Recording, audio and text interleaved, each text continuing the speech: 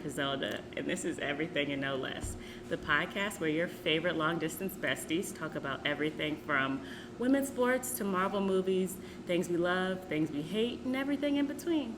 Thanks for listening. This week, we're talking future episode requests, including a couple rewatch requests, whether we think 100 men could fight one gorilla, and what's been haunting us this week. We also talk an update on what we're watching. We talk some intense feelings about friendship. And then we end it all with our new recurring segment, Seasonal Recommendations. Thanks for listening. Hey, Anna. Hey, Sarájanée. How you doing? I'm doing so good. Love that. So good. I like your shirt. Thank you. Thank you. I'm representing the gang, you know, holding it down. Shout out to the families who will probably never see or hear this, but shout out to you guys. Shout out to them. Shout out to Family Reunion t-shirts. Shout out to AAPI Heritage Month. Oh, yeah, shout out. Do you have treats lined up? Are you treating yourself every day? No. I think that my life is just such a treat.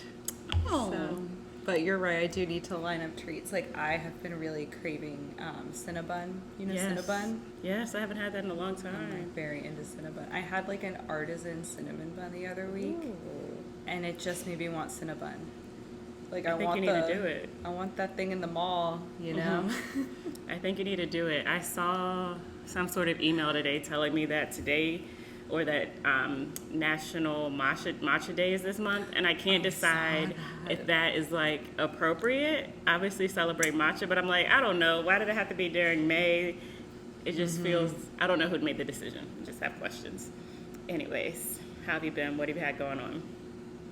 You know, just living life, packing up the house. I don't know if you can see behind me. It's like pretty empty now. But yeah, moving soon. Sarájanée, we had some listener requests and notes, many this week. Oh, okay. So Remember the Titans was a very popular podcast among our listeners. I think it was the most listened to yet. The Titans are here, y'all. And for good reason. It's very good. So we've gotten quite a number of requests to do more rewatch podcasts. So the first one that we've gotten is Lindsay Lohan's classic Parent Trap. Yeah, I'm down for that. It's her seminal role. Her seminal work, The Parent Trap. Yeah. We have to do, I think if we're going to do Parent Trap, we have to do some sort of taste food test along the movie because some interesting snacks come up in there. The Oreos with the peanut butter. I'm not really looking forward to that one, but let's see what the hype is about. It's got to be gross. It's got to be disgusting. It's got to be awful. What did they have? Like some stuff that they had in the mess hall. Oh my gosh. Strawberries. They had like one of them allegedly had or they were both allergic to strawberries. Oh, right? Yeah. Oh, or do we do pineapples then? Since one of us pineapples. is allergic to pineapples, but in a little denial. I love pineapples. They just make your mouth itchy. Listen, I've talked to 3 people who maybe are also allergic to pineapples, but they said it just makes your mouth itchy. I think it's just a fact of pineapples. Are any of them like an allergy specialist? No. 2 of them are my parents, and... Okay. My dad said it's okay. So yeah. Okay. So we'll have pineapple, strawberries. We'll do some taste testing. Some California grapes. Oh my God. A bit more partial. That'll be a lot of fun. It will be so fun. We've also gotten a request to do more Marvel movies. Marvel's The Avenger being the first one. Okay. And I think that we should do our Avengers draft during that time. So you have time to think about it, and our listeners. These are the rules for the Avengers draft, which we'll do during our rewatch. So you have to pick 5 Avengers because that's the number of the original. So the rules are no no repeats, right? No people who have already been on there like Hawkeye. No characters who have died or are otherwise like ineligible or unavailable in the MCU canon, like Captain America, Steve Rogers is not available. Okay, clarifying question. So if we're rewatching the original Avengers, though, we can't choose them. Then we have to choose like based on what we know of the scope. Yes. So everything. Okay.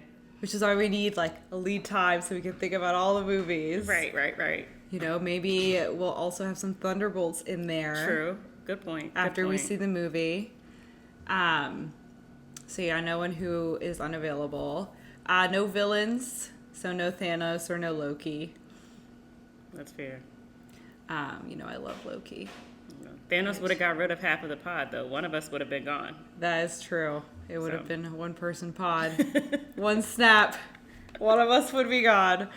And then to honor the original lineup, we have to choose one from each category. Okay. So you have to choose a leader of the Avengers. You have to choose a street-level fighter, like Black Widow would be an example of that. Mm-hmm. You have to choose a magic or a space-level fighter, right? So like Thor, or like if you wanted to put Doctor Strange in there, he would be like a magic level fighter. Mm-hmm. You have to choose a machinery enhanced fighter. So someone like Ironheart would be someone who is machinery enhanced. And then you get a wild card. So anybody that doesn't violate the previously mentioned rules. Okay, that sounds reasonable. What if, say for example, Black Panther... Well, I guess that doesn't work because Black Panther comes to die. But Black Panther... Like the sun? Mm-hmm. Yeah, you could put the sun eligible? In there. Yeah. Okay, and could that be two people? Like anybody that... if you have to take something in to get your powers, could your powered version be... is your powered version eligible and your non-powered version? Oh, so that could be two people? Is that reasonable? I guess so, yeah. Okay. Yeah. Okay. Great. Okay, another clarifying question. Is the original Black Panther eligible if we have access to the ancestor realm? Oh, you want to go into the ancestor where they... You can't go to the ancestral plane. That's wild. Okay. We can't go to the ancestral plane. Okay, just checking. You can't retrieve people, yeah. So no Eric Killmonger. But you could pick Shuri though. She is eligible. Right. But I don't know that she's the current Black Panther. I think they left it. I think open. Ryan Coogler said I need a break. Yeah. He was like, it's a lot going on. That was a lot. Heavy movie. Very good. Very heavy. Serious pullback. Okay. I'll be working on it. Can't wait to hear. Yeah. Do we have any other listener notes or requests? So we have one more, and I don't know if you have been seeing this. It has been something that's viral. A lot of the podcasts out there are covering it. And now the news networks are covering it. So I figured, we need to weigh in. It's the 100 men versus one gorilla debate. Sarájanée, who do you think would prevail in a battle between 100 men and one gorilla? Okay, before I give my answer, let me just say I have not seen any of the social media videos or other podcasts, so I don't know all of the arguments. I did read an NPR article about it because I was like, what's going on here? And it's very Sarájanée of it you. Is, right? I don't know what's happening on Instagram and TikTok, but let me see what NPR has to say. My initial thought is I'm rooting for the gorilla, okay? I don't know if the gorilla is going to have the stamina to outlast 100 men, but I'm rooting for the gorilla because why are y'all there? I'm guessing y'all are somewhere, y'all are in the gorilla's territory, whether it's a zoo or the forest, the jungle. So leave the gorilla alone. I'm rooting for the gorilla. Number 2, men really got nothing better to do than to believe a gang of them could beat a gorilla. Why are y'all so violent? Okay? Take a break. Take a break, take a breath. All that's happening in the world, and all y'all can think to do is, I wonder if me and some of my semi-friends, me and my neighbors on the street, could go take down a gorilla. What? Anyways, before I go on, what do you think? I mean, you're right. It is a fiction to think that a man could join 100 99 other people to him that he could call on that kind of community to fight a gorilla. That part in itself is a joke. That part. Okay? Also, why do they think the gorilla is going to be alone? I never see one animal and assume it's by itself. If I see one spider, there are 5 lurking. If I see one ant, there are 20 lurking. Okay? Why would you assume the gorilla is going to be alone? The gorilla doesn't have homies? You know he does. You know he does. I mean, unless you're in a zoo, in which case it's sad, because why are you fighting an encaged animal? Right. Here's my thing. I really think that you're right. Men are not okay, and that is exemplified by this question that they are all talking about. Right. I think here's the thing, right? Because if we were really to take it seriously, I feel like people are not going to want to be in the first wave of people who are going to fight the gorilla, right? Because those first people who come into contact with the gorilla are going to die. Mm-hmm. And so I feel like everybody, men especially, have like a very strong self-preservation mentality. And so you're always going to try and get behind the man in front of you because that maximizes your chance of survival. Mm-hmm. And so instead of what might be successful, right, a collective of 100 men rushing the gorilla, what you're going to end up with is a single file line of men who are all trying to be behind the man in front of them. And in that formation, the gorilla will win. I love that. That's very logical. It's very logical. But right? I do think it brings up larger questions as to, like, why is this the thing that we're all wondering about? Why? Leave the gorilla alone. Please leave the gorilla alone. Go drink some water. Okay, go take a nap. Leave women alone. Maybe put your phones down. Like, stop it.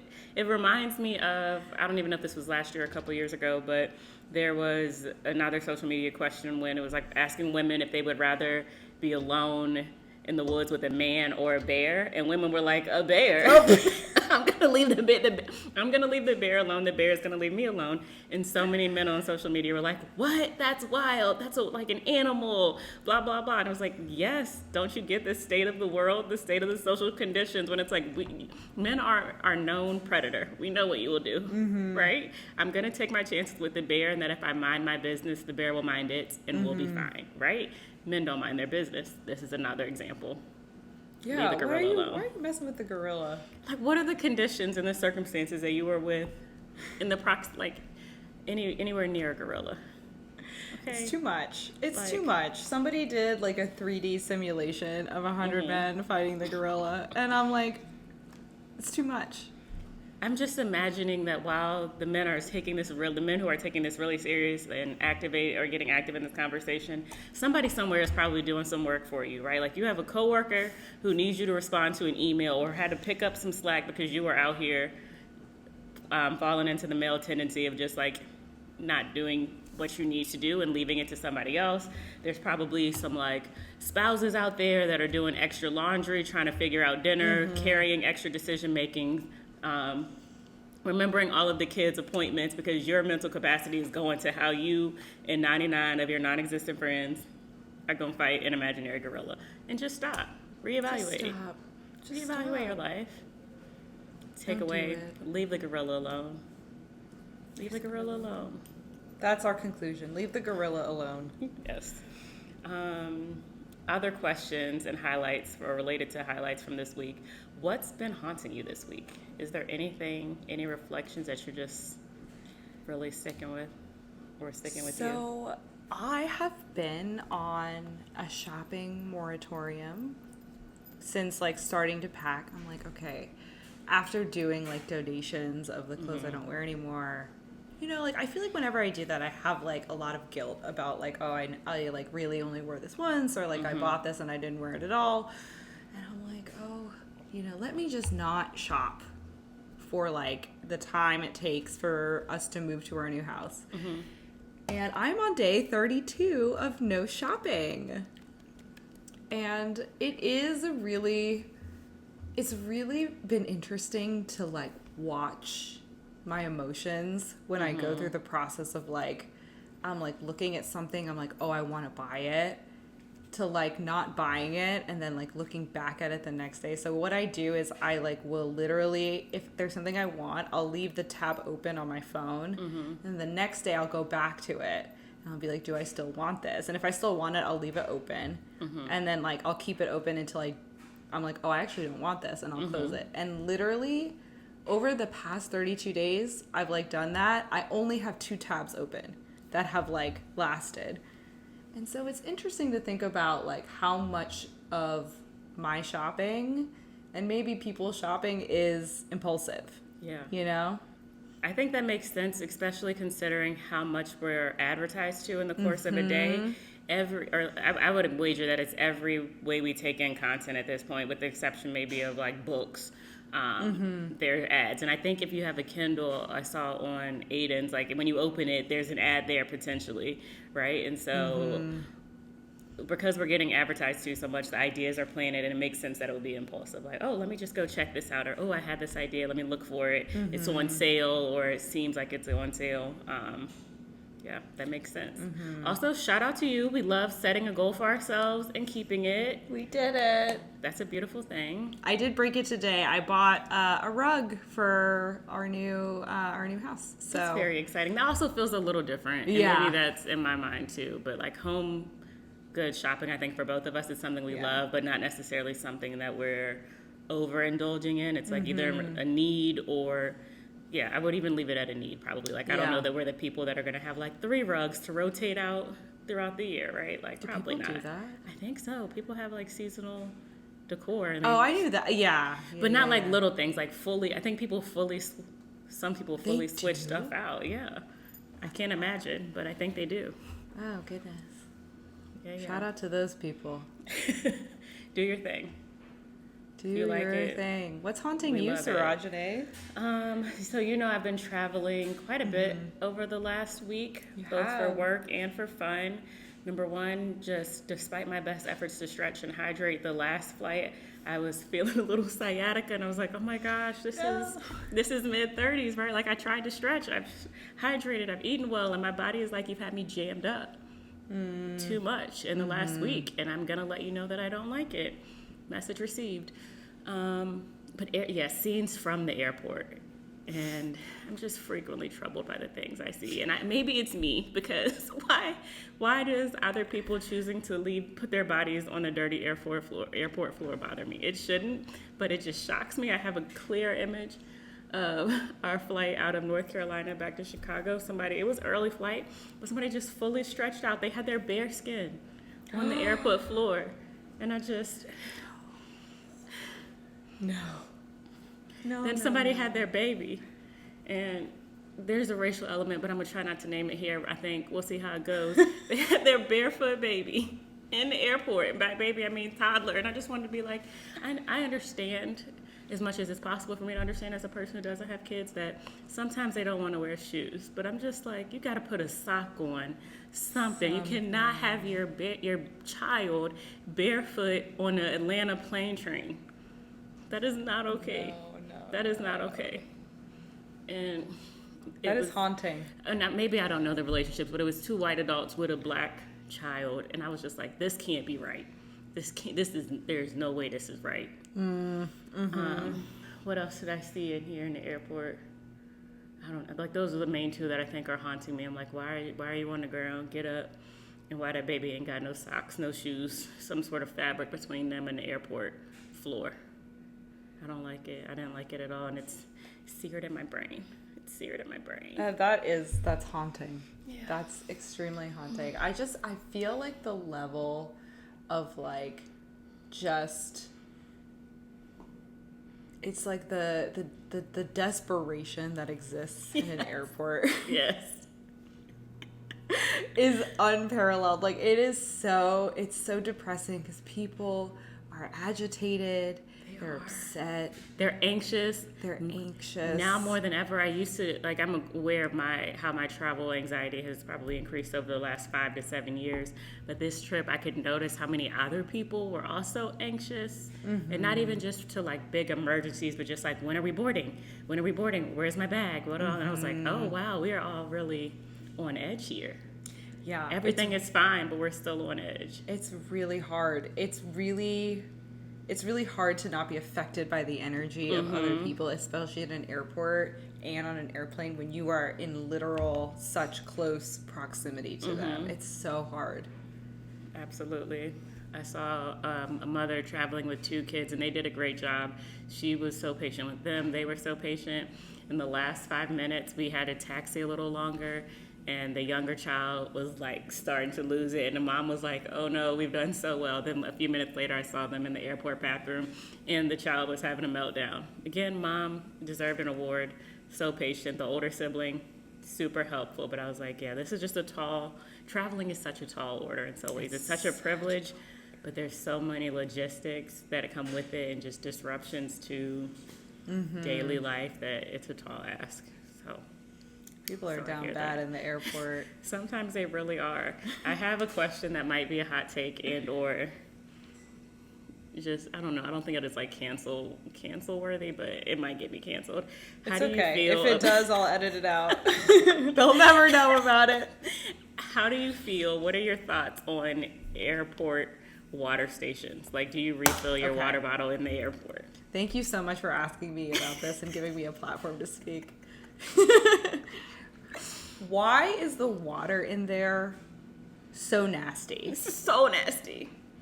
Like, I need to understand why, if they're like, oh, we're saving the planet, we're like, refill your water bottle. Any water I have ever got from that spigot spout, disgusting, warm, tastes weird. Looks weird often. Looks weird. Have you ever seen someone cleaning a water fountain or water station in the airport? I've never seen it. Never. I used to fill up my bottle before the pandemic, and then something about COVID, just heightened everything. And I was like, I have never seen anybody cleaning it. I can't drink out of it. And I am aware of, I tried the benefits of avoiding single-use plastics, but I also got trapped in the airport in Newark overnight, and then they ran out of water one time. So I always have to have, I end up buying a water bottle for my own, again, anxiety, safety, make sure I have some water no matter what happens. And I'll try to, just for the record, refill it a couple times so it's at least not single use. But I can't do it, and I cannot fill up my water bottle, like my personal water bottle, at an airport. They're nasty. No, it's nasty. People cough over them. They're like, it's too awful. much. It's too much. I am the same way. Like, I will buy the water bottle from the Hudson's or whatever. Whatever. Shout out to Hudson. Shout out to Hudson's, right? I think it's all a ploy so that we are all driven to buy the giant smart water for $9 or however much it is. Yes. Because this next smaller size is only 70 cents less, so why would I buy the smaller one? That's silly. Like, literally, like, that's what I do. Is I bring a reusable water bottle, but, like, I won't fill it up at the, at the airport. Upon my destination, that's where I'll use it. It's disgusting. I don't know what and who is in charge of this, but fix it. And FAA, we're on to you. We're on to you. We're on to you. We're on to you, okay. We're on to you. Like, I wonder how many of those airport water fountains and water stations, drove or drive COVID, everything else you can catch in airport. Like, it's just abysmal. It's abysmal. It's not good for the people. It's not good for us. It's not. We hate it. I feel seen. Thank you so much. Because of course. I'm like, in my mind, I know people, I see people refilling theirs. They see me buying one, and they're like, look at her. She's killing the planet. We taking this plane that's putting all this stuff in the ozone, and she can't even refill her water bottle. She got to add some more plastic. And I'm like, yes, I do. It's nasty. I don't know what is going on. That's too much. If you refill your water bottle there, let us know in the comments. Is there a perspective we're not considering? Probably not going to want to be swayed, but, let us know. Share with us. Yeah. Share with us. That's also haunting me. All the folks I saw refilling their water bottles, drinking out of the water fountains, and I was just like, couldn't be me. Couldn't be me. No, I agree with you. Anything else haunting you this week? No, I think that's, well, what is haunting me, actually, is Joe from You. Oh, Joe, he's back. Better than ever. He's back. Speaking of male delusions, male delusionalism, unwell men. There's Oh my Joe God. Goldberg. There's Joe Goldberg. I haven't finished yet. I'm halfway through, but I am loving it so far. And I will say, my husband is now into the show. I love that. It's very good. And very often now we'll be, out in the world and we'll see someone doing something wrong. And I'll say, put her in the box. Put her in the box. Crazy. That box is a torture chamber. That box has seen some things. Did you But yeah, see? there's some there's some box-worthy behavior happening out here, There especially as is. it warms up. There People is. get froggy, get freaky in the summertime. So yeah. Did you see Architectural Digest did a tour of Yes. the box? Why did is it Penn Bagley? What's his last name? I think Penn Badgley. Badgley. Why did he turn on the Joe voice for the tour? I was like, this is great. And the low, slow welcome, sir. If I was like the Architectural Digest camera, I would have been like, I'm out. You're doing this. I'm about too to go in well. the box. I'm out of here. I'm not going down there with you. You think I'm dumb? You think I'm dumb? I'm not gonna stay down here. Right. You think that I think this is just a little show, a little clip. That's how you get all your victims. That's how you come get off them all. easy, right? No way. No Wait way. till they turn around and hit him with the bowling pin. Mm-hmm. Okay. Okay, besides or outside of or separate from Joe, who are your favorite or least favorite characters so far in the latest season or the current season? So I really, I feel like I feel like this character is probably gonna turn soon. Oh my God, the brother of Kate. Terry. Terry. Yes. Okay, I think don't tell me one way or the other. I think Terry probably turns later on and ends up in the box, as they all Terry's a must good- at one point. At one point, you can't be in Joe's orbit. You're not really getting there until you end up in the box. Terry's a good choice, though. I really like him. I like his style. I think Yes. he's a great addition to the show. Yes, I like how he rides for Kate too. I like how he rides for Kate. Unfortunately, I do think he's gonna go in the box. So. I have to know. I won't give any spoilers, but that would have been a good over/under. Like, how many people will end up in the box in this current season? All of them. All of them are going in. All of them. Who's my favorite character? Maybe Terry's probably in the running too. Maddie a little bit. I don't know why, but something about Maddie just vibing, living life. Listen, the Parent Trap situation is so good. It is. They know we know that's one actress, right? But she's killing it. She is turning it killing on it. and off. She Love is. it. I really like her. I've only ever seen her in Pitch Perfect. I've never seen that, but maybe I've seen So previews. it's not an actress that I thought had a lot of range, Mm-hmm. and not that her playing twins is like necessarily changing that opinion, but I do enjoy her. Yeah, I'm enjoying enjoy her her. quite a bit. Young Henry. I find myself thinking about his prospects a lot. It's such a good cast for his son. So cute, Very cute. so cute. Is he going to end up being a little bit off or not? I don't know that the odds are in his favor, but rooting for the kid. I'm really, really rooting for the kid. What else have we been watching? Hacks. Love Hacks. I haven't seen the most recent episode, but been Me loving either. Hacks. Yes, still doing a good job. It's fun watching them. Or the last episode I saw, they were recording the premiere episode. So That really moved me. yeah, it was cool and kind of watching how they were both figuring out where to take in this big Yeah. moment, leading them back Yeah. together, perhaps. We'll It's see. really that moment where Deborah is like doing the actual show and she remembers.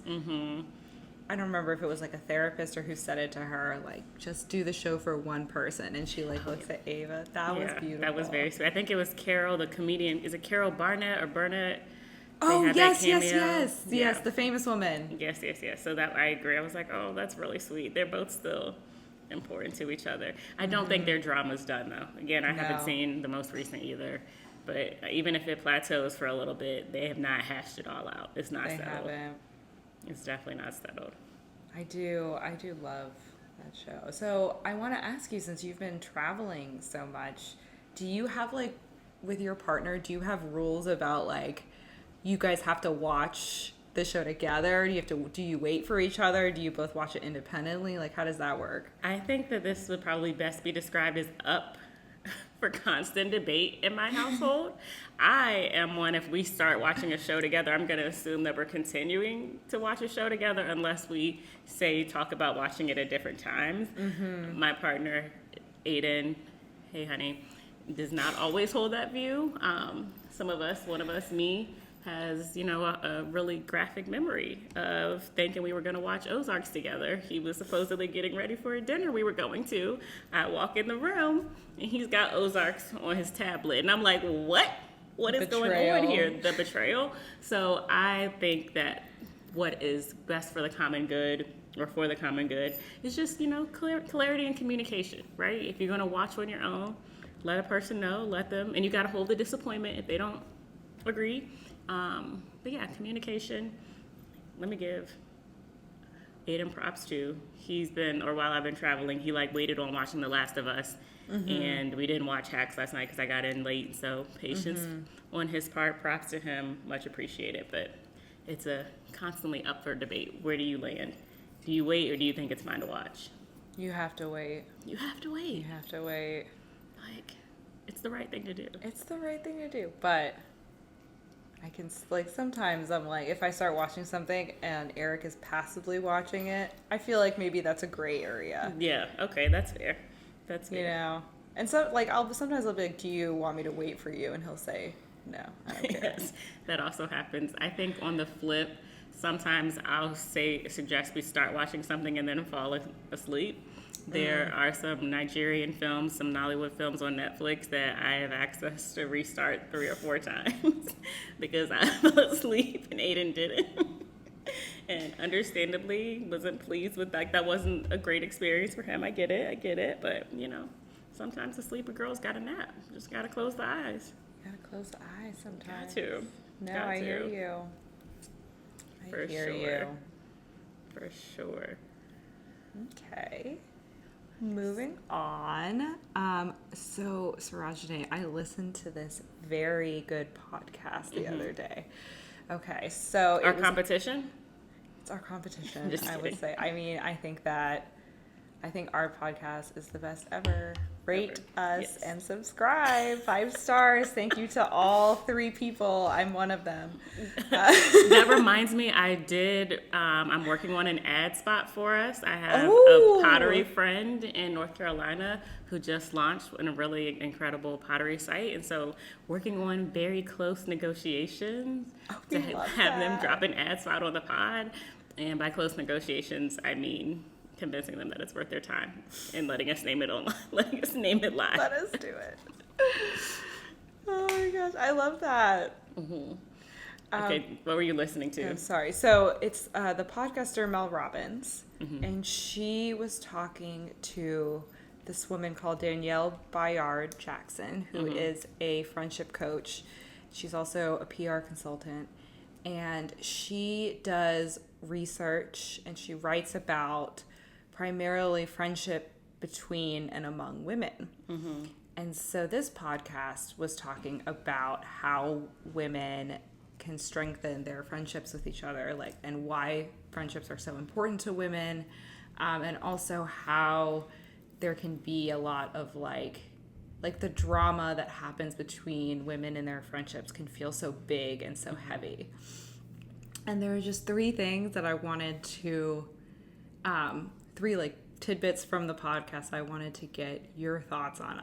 I highly recommend the podcast as a whole, but these 3 things were sort of what made me be like, whoa, that's crazy. So the first, she said that there's research to show that men integrate their friends in their lives at the level of a cousin, while women integrate friends into their lives at the level of a sibling.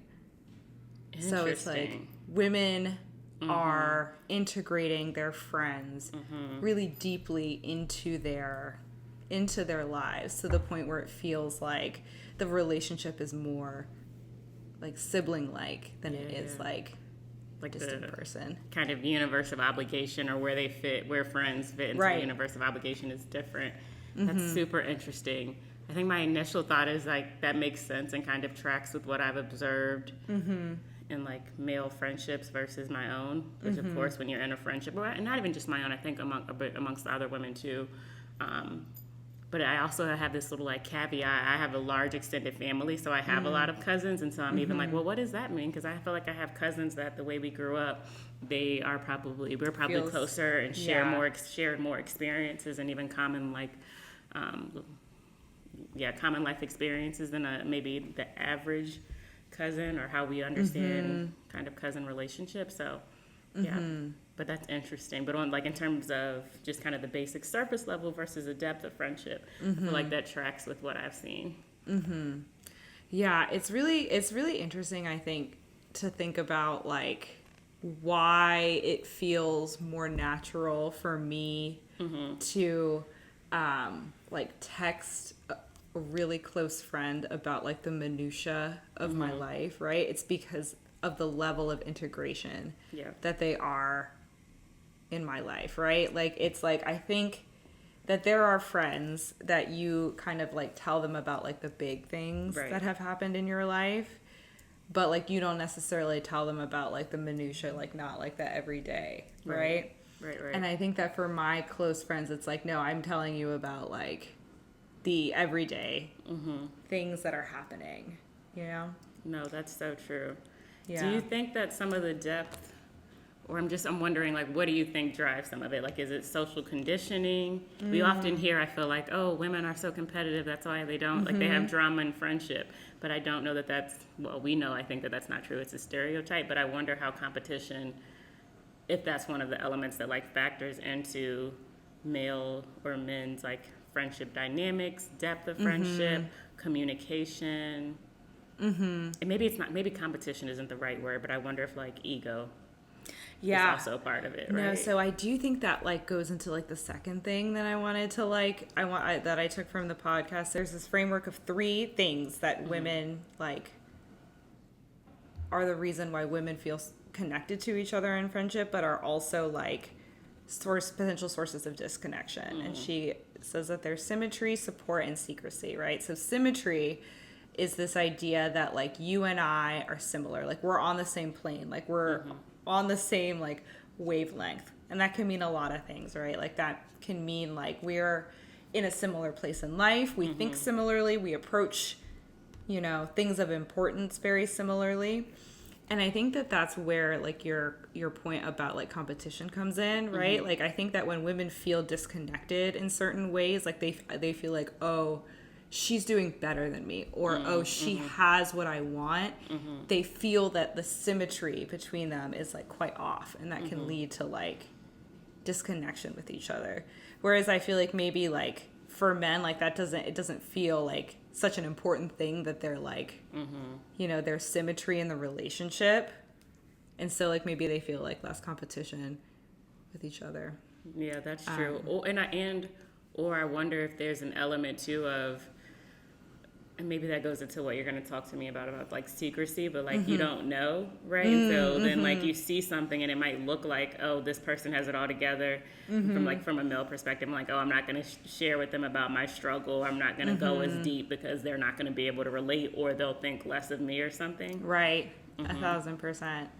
Yeah. So the second pillar is support, right? So do you offer me support, emotional support, and it can also be like sometimes like actual like support, like you help me move, but do you offer me support in the highs and the lows of my life, right? And then the third pillar is secrecy. So I thought this one was like super interesting, right? Because it's not only like, do you tell me secrets, which is like part of it. It's also like, do you call me in when you are going through something that you don't want other people to know about?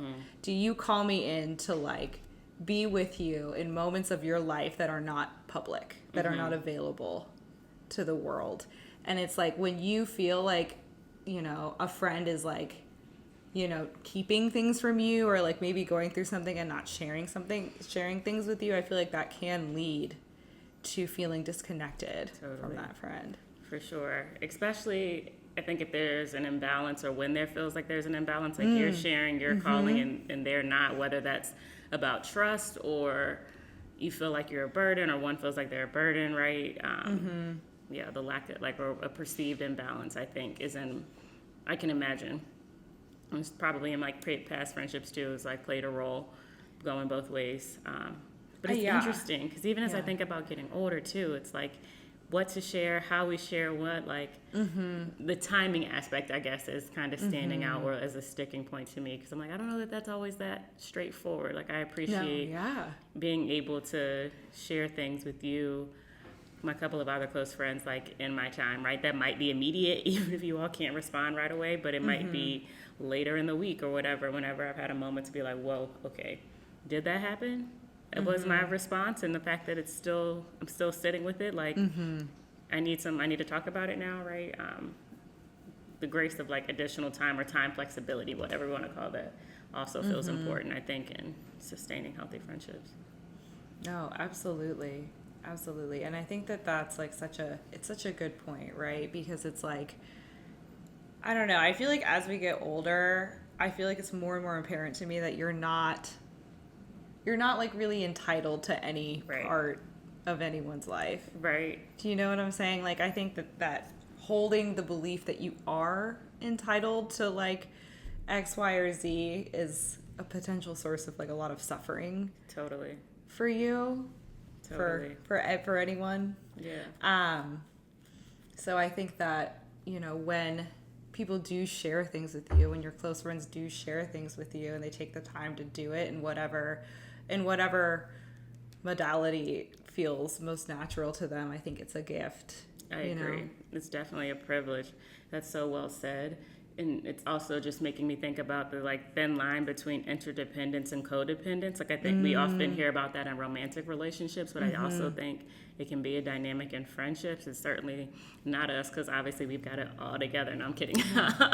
Perfection. Like, observed in others where it's like, hey, yes, there's, like, closeness there, but is it actually, like, healthy, or is it just, like, some of that assumption and entitlement that you're talking about that then leads to frustration or disconnect, because it's like, actually, one of the parties might have just wanted to, like, hold on to something for themselves, or weren't ready to share yet, or wasn't ready to hear kind of another opinion, right? Like, or, like, that can even become convoluted, I guess, sometimes. Like, part of a really beautiful moment that I find for myself is, like, are the moments where I realize, like, oh wait, I trusted my voice, I trusted my own opinion, I wasn't looking for external validation, and everything worked out, right? Whether or not that opinion was right or wrong. And so I think a beautiful gift that we can also offer friends is, like, yes, being able to listen, but then also the affirmation that, like, hey, I trust you, and whatever you decide to do for yourself, I'm going to be there, I'm going to support you, like, especially in those moments when we're experiencing self-doubt or uncertainty, rather than, like, a friend being like, well, no, this is what you need to do, this is what you should think, blah, blah, blah. Like, someone that's like, hey, create some space, like, take some space for yourself, take some time for yourself, what feels right to you, and affirming that process, I guess, is important. Yeah. For me, that is actually when I feel the greatest sense of disconnection from people, is when I'm like, I feel like I'm calling them in to share something with them, whether it's a decision that I've made or something that I've, like, decided, you know, based on, like, my own, you know, an understanding of the situation. And they're like, well, like, you should think about this. You should think about this. And it's like, you know, I often feel very defensive when that happens, because I'm like, I already decided. It's done. But, you know, I just, like, I hate that. But then I'm like, it's so funny, because when she was talking about it, I was like, oh my God, like, when people do that to me, I hate that. And it's for that reason, right? It's because there's no grace. Yes. Or there's not enough grace being shown to me, you know? Totally. And even when I realize or can recognize that it's well-intentioned, it's still in the moment of, like, but wait, you're not, it's like a lack of visibility. Like, you're not, it doesn't feel like you're fully seeing me, not you, but whoever is seeing me in that moment, or like responding to whatever type of support I actually need, right? If I'm like, hey, I just need a vent, and they're like, well, what about blah, blah, blah? And they're like, all right, well, I was going to get to the place of that, but in this moment, I just needed the ear. That can definitely, like, raise my defenses a little bit, and even make me, like, maybe hesitant to share, like, okay, let me see the next time, which I think in the right relationships, right friendships, works itself out. Things can ebb and flow, but it certainly will stick with me for a little bit. Yeah. Can I share the last point that I actually very much disagree with? Yeah. What is it? So, one of the last points you made was, and I think that there is like part of making this point that I actually think is good, but I disagree with this. She said there's research to show that women replace their entire group of friends every 7 years. Everybody? Everybody. Can you believe that? So I think the reason that she shared it was to like kind of take away the shame of like, sometimes when you have a friend breakup or like you decide not to move forward with a friend, it can feel very like, shameful, right? Absolutely. Like, why couldn't I make this work? Like, why couldn't, we work this out? Am I a bad friend? Am I a bad person? Like, I feel like so much weight and like, I think a lot of identity comes from being able to maintain friendships over time. Which is maybe why I am so like, listen, I do not replace my entire group of friends every 7 years. I can't imagine. That is so much work. It is. Do you know how much work I put into finding my 7 friends now? Right. And I would just need so much time to recover, I think, even from the most peaceful endings where it's just like, hey, life pulled us in different directions. We both realized we can't be the type of friends that we need for each other. There's still some time that comes that's necessary for processing that. How somebody else just gonna slide in there? I don't know. You want me to make new friends every 7? That's a blip. That's not enough time. It's not enough. It's not, to quote Kendrick Lamar, it's not enough. It's not enough. It's really not enough. No, I'm probably not going to do it, but I would be curious to see how they track that research too, Okay. right? Like, who are the women they followed? Right. What were the periods, right? Because I think there are some kind of, not natural, but as our society functions, there are some moments and parameters that like might bring shifts up, right? So if you move away from your hometown, if you attend and then graduate college, like if there's a physical or geographic change, if there's a major work or career shift, if you have kids, you're going to get introduced into perhaps a new friend group, and that might make maintaining friends on a different path or in different places, that might make that harder. But I'm like, everybody? The whole thing? Oh, you got to wipe the slate clean. Sometimes you got to cut a man loose, That makes me want to take a nap. I mean, sometimes you do. Sometimes you do. I feel like there have certainly been moments where forever, like, those shifts have happened, or you see something, you're like, I don't know if I like how they handled that. I don't know. I'm going to pivot how I show up, and that'll lead to something. But that feels like 1 or 2. Those are anomalies to me. Right. That was my thought, right? Like 1 or 2, even 2 feels like a lot. But like lot. 1 is okay. 2 is like if it's like a pocket pair, right? Like if there's a couple of friends or a couple that are close, and then you're like, okay, not so much. That's not aligned anymore. I don't like the way you're moving. Right. But, yeah, I'm with you. It's not my favorite. But I don't want that to be in my future. I really am grateful for my friends, so please don't drop me. Please don't drop me. At least talk to me first. Maybe we're the problem. They're gonna cut us off. Oh no. Okay, if you're our friends listening, please give us a chance. Talk to us first, okay? I know they're like, oh, they think they're hot shit on their podcast. Little do they know. We're cutting them lights. off. It's lights. They are the 1 and the 2 that are gone. Oh my god. That's very funny. That's tragic. Please don't do that. Don't do it. To our 15 followers. We almost got ginger ale Canada Dry in oh the bag. God. Stick around for the Canada Dry. Stick around. Then we'll get Shake Shack. Look at it. Listen, we're on the up and up. We're going up, Jay. I don't think that was the message of the podcast, but I like it better. I like that better. We're taking what resonated and leaving the rest. Leaving the rest, for sure. Okay, let's slide into a recurring segment. I think this is a new one for us. Obviously, summer's on the horizon. Chicago is kind of heating up. The sun is coming out a little bit more. I wondered what recommendations we might have for each other and or for the people heading into the summer months. I have one. Go ahead. Do not come to Texas. Do not come here. It is about to be so hot. Yeah. We had a beautiful long spring, and all that foreshadowed was us being burned off the face of the earth in this desert. Okay. Texas is about to get so hot. And Texas forever. Texas forever. But not in June, July, and August? Not June, July, August, or September, I would say. Okay. You can try. So ACL, Austin City Limits, is off in the first week of October, and it is hot still. Like, it's like in the hundreds. Okay. And that's on the cool down. Okay. If you would like some context as to. But I will say, listen, have I told you how much I love Bonnie Bear? You know about Bonnie Bear? Okay. Yeah. I don't think we've talked about it. Mm-hmm. I'm obsessed. And if he comes to ACL, I will be out there sweating. Sweating and crying. Okay, but that reminds me, what we all need for this summer are portable fans. I was just in Alabama. I put mine away so it's not out because I unpack really quickly. Shout out to those of us who unpack right away. You have to unpack right away. You have to. You have to do it. That's another debate for another time. But portable fans, the kind with the string, the kind with the mist. Everybody needs a portable fan this summer, especially if you're going to be out and about and at the concerts. Cool yourself right on down. It's for your own good and others' well-being. That little breeze, I think, prevents conflict. I do believe. It does. It has to.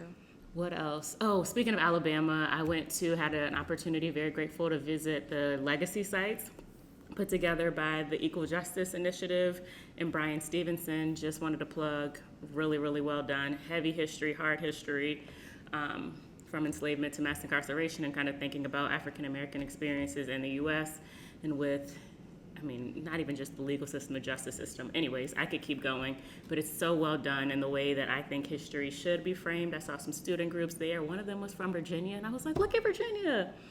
Send the kids to Alabama to study the real history and enslavement and mass incarceration. And anyways, shout out to whatever school that was. I didn't ask because it would have been creepy to go up to some middle school and be like, hey, I'm from Virginia. I was born here. Where do you go to school? Where do you go to school? Not going to do that, but yeah, definitely check out the legacy sites. The Freedom Sculpture Monument Park is one of the most incredible sites I've ever seen. It was very hot, so I did have that portable fan going. Need to go back, but if you're going to be in or near Alabama and or looking for a museum type situation to check out soon, put the legacy sites on your list. You heard it here first, or maybe you didn't, but you definitely heard our plug, so pull up.